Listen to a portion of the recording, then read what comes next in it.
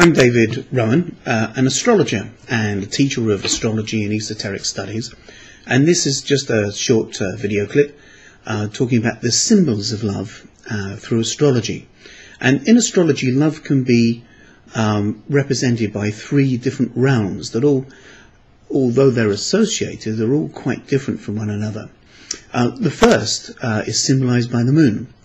And love that's symbolized by the moon is a caring love, something I guess similar to the way that a mother might care for a child. So that could be unconditional, but essentially it's just a way that we care and we have an innate need to do something.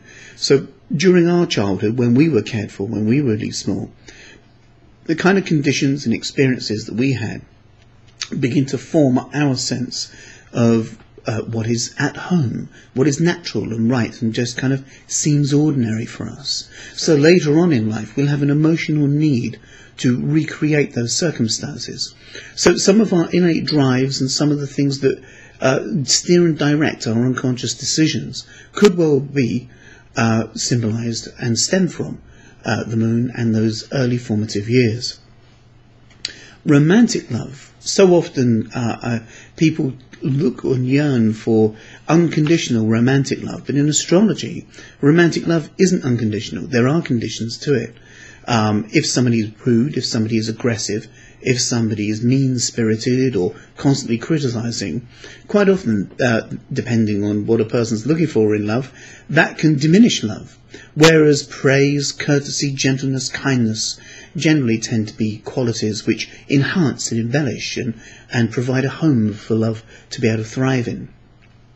So the condition of Venus in an astrological chart gives us a bit of information about not just a person's love life and romantic life, but what they love doing, and what kind of things they can do to bring a more spirit of lovingness and delight and flair and grace and beauty, harmony into our world.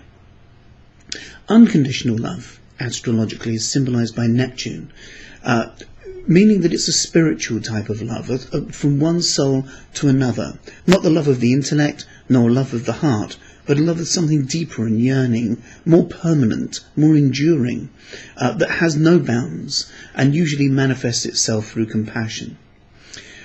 So to illustrate these things, we have a series of astrological charts of famous people with everything deleted out except for the particular planet that we're discussing. So we can look at 3 planets for the moon, 3 planets with Venus, charts with Venus in, and 3 charts with Neptune. And the first of the lunar charts is that of Albert Einstein.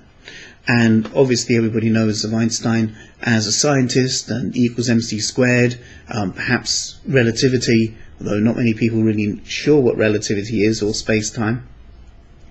But as well as that, Einstein was a very philosophical man. He has the moon in Sagittarius, the sign of philosophy and understanding. And his innate need, when he was small, that was instilled in him, was a desire to understand, to be able to grasp the truth, whatever that may be. So not just to kind of learn things and gather information, but to weave it together into some kind of vision of meaning.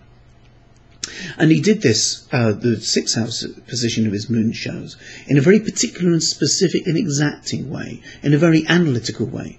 So he didn't just want to have a sense of meaning, he wanted to know exactly, specifically, what it was. And when he sent his first glimmerings of what was going to become relativity to Eddington, part of his reason for doing it was that there was a flaw in Newton's mathematics. There was a particular part of Mercury's orbit which wasn't completely explained, and Einstein figured it out and sent it off to Eddington, and that began the confirmation that Einstein was really onto something. The second chart we're going to look at, illustrating the moon, is that of Bill Gates. Bill Gates has moon in Aries in the 10th, showing that he has an emotional need to be first, to do things, to take action, not just to merely think about it, but to really roll his sleeves up and get up and do it. And the 10th house is the house of career, of the achievement of goals. So he had an emotional need to achieve goals. So way back before Microsoft was even a glimmer, I suspect, he decided he was frustrated with the technology. He wanted to do something. And he might have had a thought like, I really wish I could do this with this technology, to achieve that with it, to figure out a solution so that it would be easy to get this together. And that's exactly what he's proceeded to do. And the third example that we have of the moon is that of Princess Diana. She was born when the moon was in Aquarius, passing through her second house. And there's a kind of paradox suggested here. The moon in Aquarius suggests that in the first 3 years of life, she was used to a sense of space. Perhaps that was because no one was around to give her a hug at times when she needed it. Perhaps that was because mum was off doing other things and the nanny was there. But whichever which reason, she got the kind of sense that to have space, to have no one around, is ordinary and natural. And as an adult, she grew up with an emotional need for space and freedom. Now, when a human being has an emotional need for space and freedom from a formative age, when they're an adult, later in life, of course, they might have a conscious yearning for closeness and relationship. So how can a human being have a close relationship and yet at the same time attend to their unconscious and emotional need for space and freedom? Perhaps they're attracted to people who don't quite get pinned down themselves. Maybe they're distant in some way, intellectually distant, emotionally distant, or they could even live around the other side of the planet. So people with moon in Aquarius do not suit living in a small terrace, 2 up, 2 down, because they literally feel boxed in. They're much better off in the large house where he's in the east wing, she's in the west wing, and someone has to fight over who has the key to the adjoining door, I guess. But the other part of this paradox is she has moon in the second house, an emotional need for stability, for endurance, to just kind of know that tomorrow is going to be the same, that tomorrow is going to be all right. So loyalty is a very, very important thing for this person, which I kind of guess leads nicely on to the first of the charts looking at romantic love. And we've just found that Diana had an emotional need for loyalty and ownership and territory, to be able to rely on something from a very early age. She also has Venus in Taurus, which suggests that she has a love of stability, a love of loyalty, and she needs those qualities in her romantic life. If you're with her, she needs to know that you're with her and that she has you. So ownership, territory, could possibly, possessiveness could play a bit of a role. Venus in the fifth suggests that she wants to have flair, to illuminate, to radiate and display her love. She wants a hero, a great love, a king of love, quite literally. So she got her king. But her king also had other things going on in his chart. And if we look at the Venus of Prince Charles, we find Venus in an air sign. Now, Diana's moon in an air sign meant she had an emotional need for space and to move around. Both Aquarius and Libra in astrology are called air signs, and air circulates. Air doesn't like being boxed in, it needs freedom to move. So although Diana had an emotional need for freedom to move, that wasn't her romantic style, but it's Prince Charles's romantic style. He needs to freely move romantically. And obviously, with Venus and Libra, he had a love of beauty. He's beguiled and captured by the look of things. Not necessarily how things are, but by the look of things. But his Venus is in the fourth house, which, I don't know if you remember much about Charles's childhood and his history, but there was a time when he was the world's most eligible bachelor, and models used to throw themselves at him on the beach and things like this. I know you wouldn't think it now, but he'd be windsurfing heroic Charles. But all the while that was happening, the Venus in the fourth suggests that his own sense of his own beauty, his own attractiveness, and possibly value, was somehow suppressed or contained or held down. And it wouldn't be until he gets into the second half of his life that his appreciation for his own loving qualities would eventually emerge. So there's a suggestion there then that that love for him would come later in life rather than earlier. And the final example of the trio of Venuses is Audrey Hepburn, considered by many to be literally the embodiment of grace and style. And she has Venus in Aries. So whereas Bill Gates embodied and lived out his emotional need for success, she literally embodies beauty and expresses it. And it's in the first house. Aries is natural house.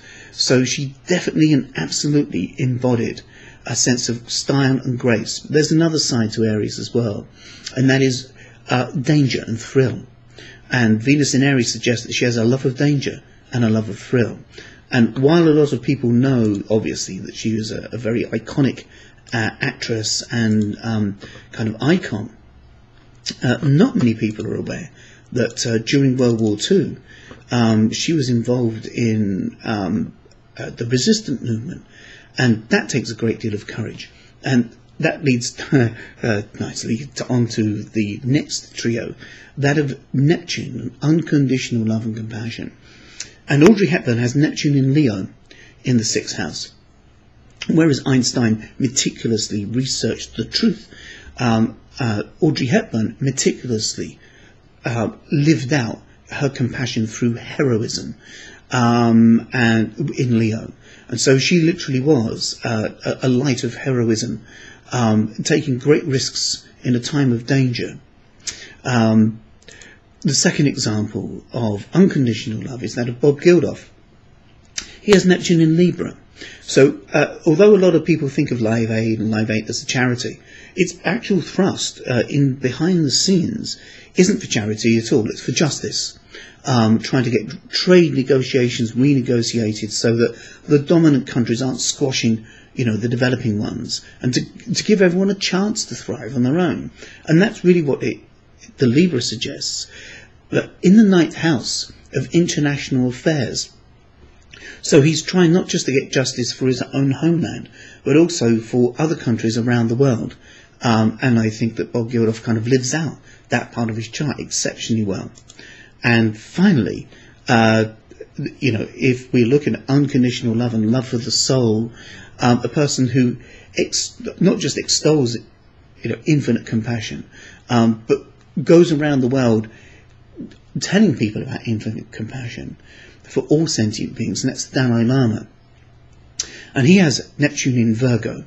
Again, it's being expressed through a constant sense of improvement and development, and he sees himself as a work in progress. He's constantly learning. He's not a young man, but he's still working on himself and getting better at his religion and his theology.